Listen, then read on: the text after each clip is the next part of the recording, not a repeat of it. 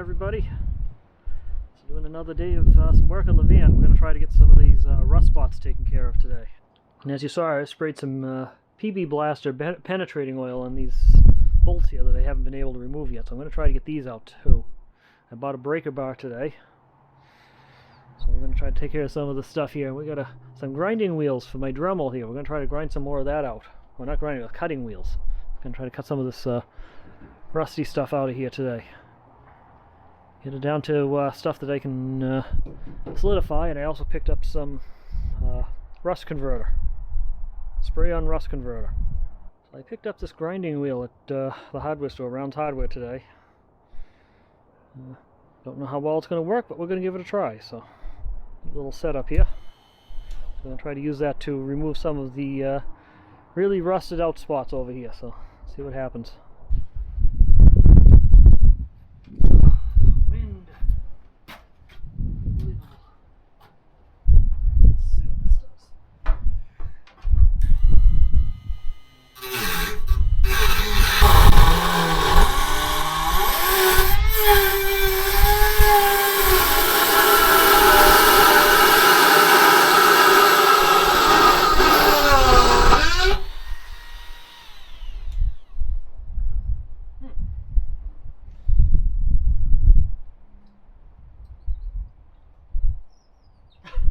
Well, that was the last one.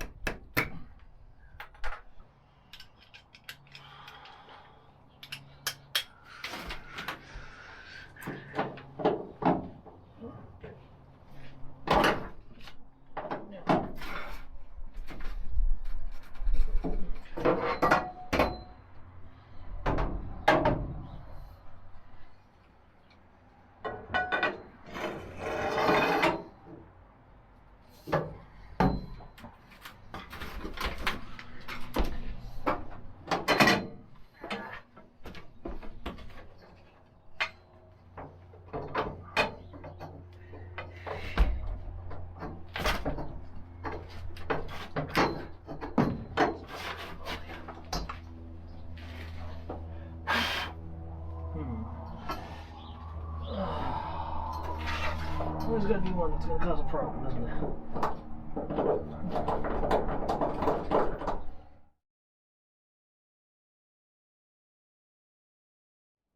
So we're back with another day of some van work today.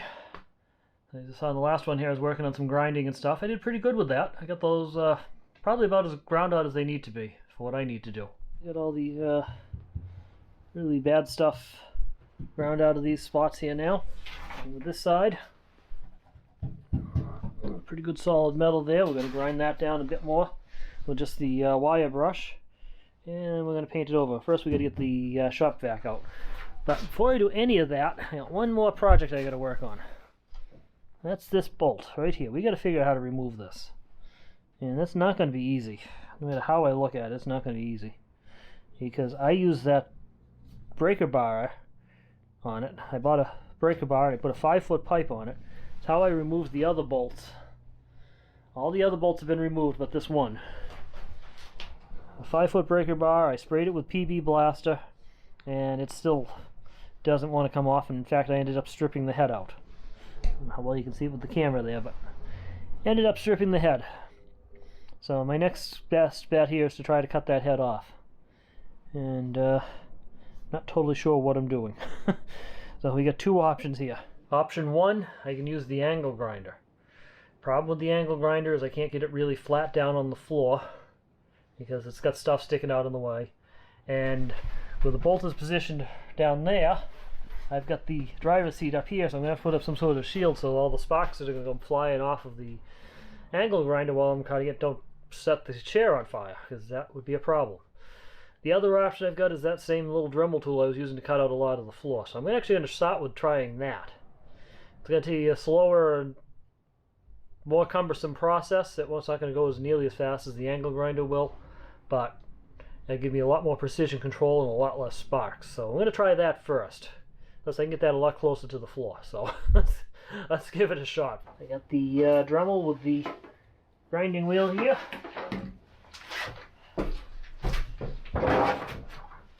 I got power. Seatbelt more out of the way here.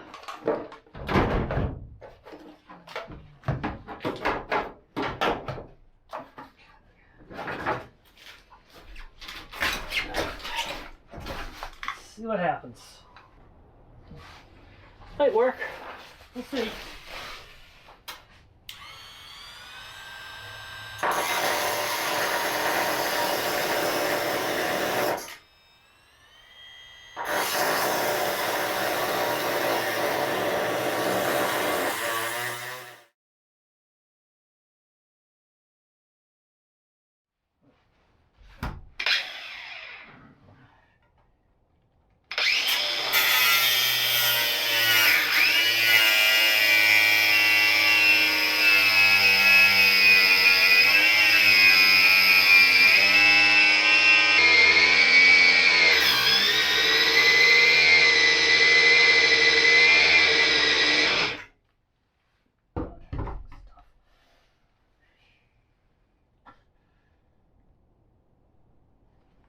This is not going to be easy.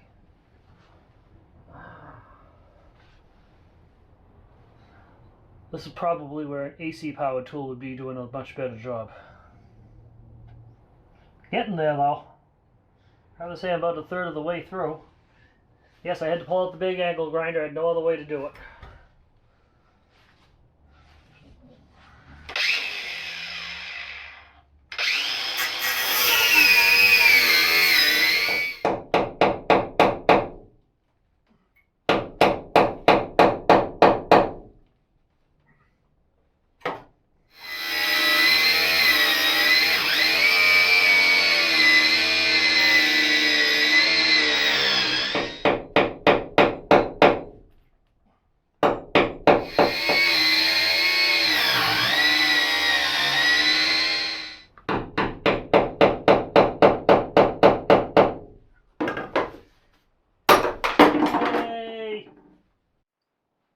Look at that.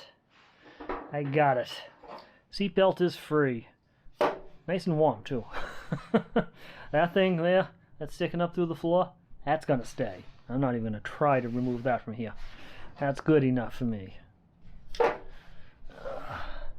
Floor's going to go over that anyway. Actually, this is going to be the cabinet where the bed is, so I'm not worried about it. That can be under the subfloor. I don't care. I got it off. All bolts are removed. So for the next part of the project, I'm going to be running what I call the neighbor annoying machine. So neighbors, if you're watching it, if any of you are watching this, my apologies for the noise I'm about to make here. But I need to get this inside of the van vacuumed out. You can see I got the hose all laid out inside here. You got all these piles of rust everywhere that I need to clean up, so that's what I'll be working on. Clean all this stuff off the floor, wash it down, find out where all the rust actually still is, do some grinding on it, vacuum it again, and then we can start spray painting.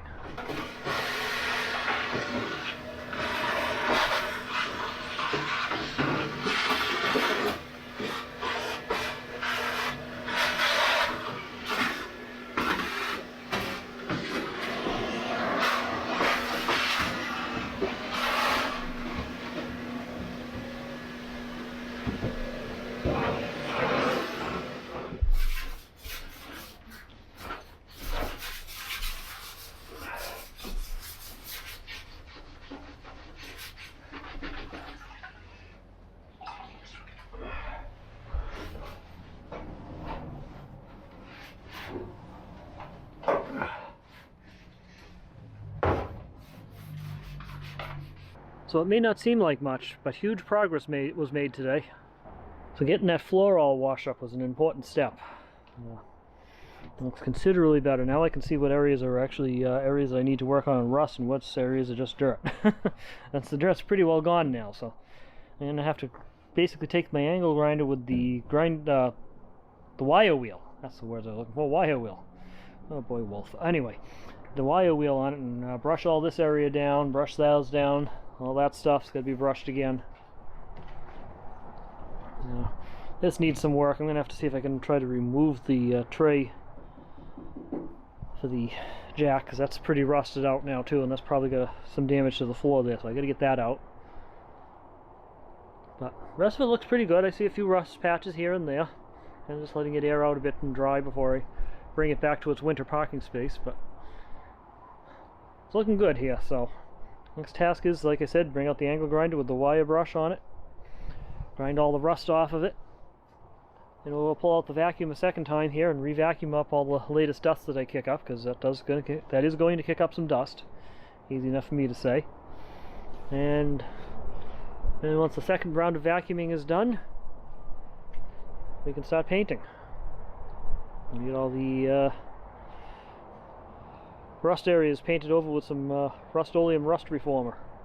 And then I'm going to get some white enamel and paint over that too. We got a couple days where temperatures are going to be approaching about 60 tomorrow and the next day, so I'm hoping to get a bunch of work done on this.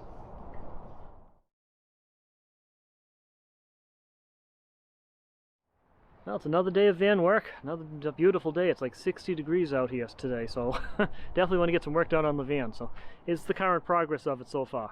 So yesterday I got the whole van vacuumed out, and then I washed all the floor off to get all the mud and stuff that was tracked in there out. And now I can see where all the rust is and paint peeling, so obviously I gotta work on these.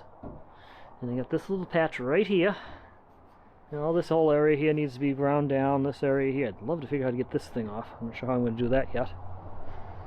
This area, that spot, a few little spots out there, stretches of area here, so we got some work. So we're going to try to grind that down. Got a brand new brush on the angle grinder. Haven't even used it yet. Freshly charged battery. So it should be interesting.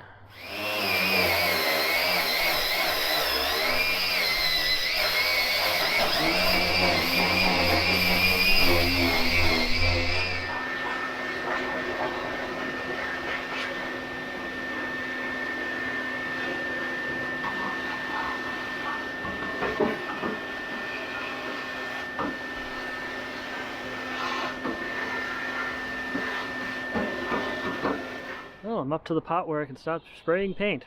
Down here, sanded all the loose stuff off, vacuumed it out again. Got the tray for the jack out, because I didn't need that, because that's actually where I ultimately plan to put the propane tank. And see, this stuff is still pretty rusty, but it's solid. And I'm going to be using Rust-Oleum rust reformer on this, because it actually prefers to be on a rusty surface. So I'm going to spray that on it, and that should seal those things off nicely. And hit all the other spots off with the Rust-Oleum rust reformer. And once that's dry, then we're going to get some white enamel and spray over that. And then it's time to patch those two holes up. So once again, I should throw in my usual disclaimer here. This is not a how-to channel. I really don't know what I'm doing. I'm figuring it out as I go along, and I'm probably not doing it right. So don't follow my instructions. Make sure you know what you're doing and consult YouTube channels of people who know what they're doing. Don't listen to me. I'm just showing what I'm doing. In fact, feel free to tell me when I'm doing something wrong. I'd actually appreciate to know. So anyway, time for some painting.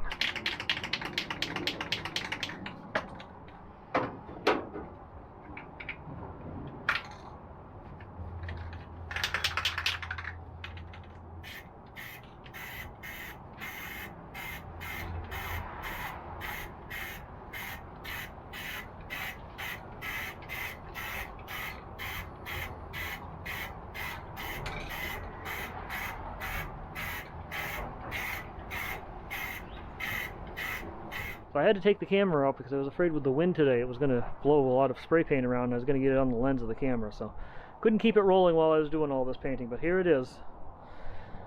About 1.5 cans of Rust-Oleum Rust Reformer. Coated everything over. So after this gets a little bit of time to dry, I'm going to pick up a couple more cans of the Rust-Oleum White Primer, and we're going to go over this again and make it all white. And after that, I'm going to make the patch panels for these spots, and we're ready to put a floor down. We're getting close. Very close.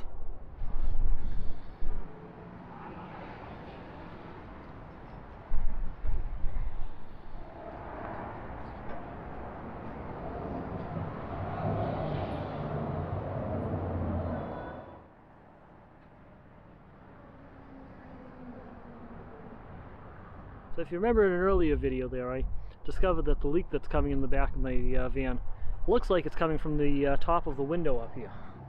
And I think the same thing on this one.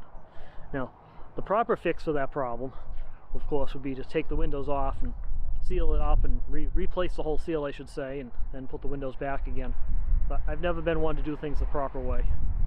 So I decided to try to seal it up with some caulking. So I bought 1 tube of caulking from Brown's Hardware. Unfortunately, I should have bought 2 because 1 wasn't enough. So I only managed to do 1 window.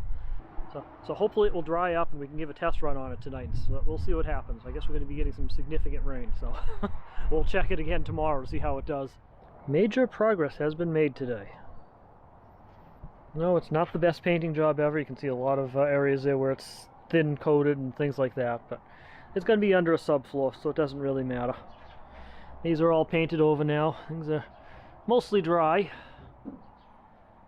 So it's coming along here. Beautiful weather today. Like I said, it was around 60 degrees. A little bit of wind, but right now the wind is working in my favor to help dry the paint faster. But yes, that area out in the middle there is unpainted. There's no rust there. So it made me a good spot I could walk in. We can track a little bit mud because, as you can see with all the melting snow, it's near impossible to walk without getting your feet wet. So it gave me an area I could step there and not worry about tracking mud on the areas I'm trying to paint. So I just had to be careful where I stepped. It's not bad looking. I think we're done with the floor rust problems at the moment.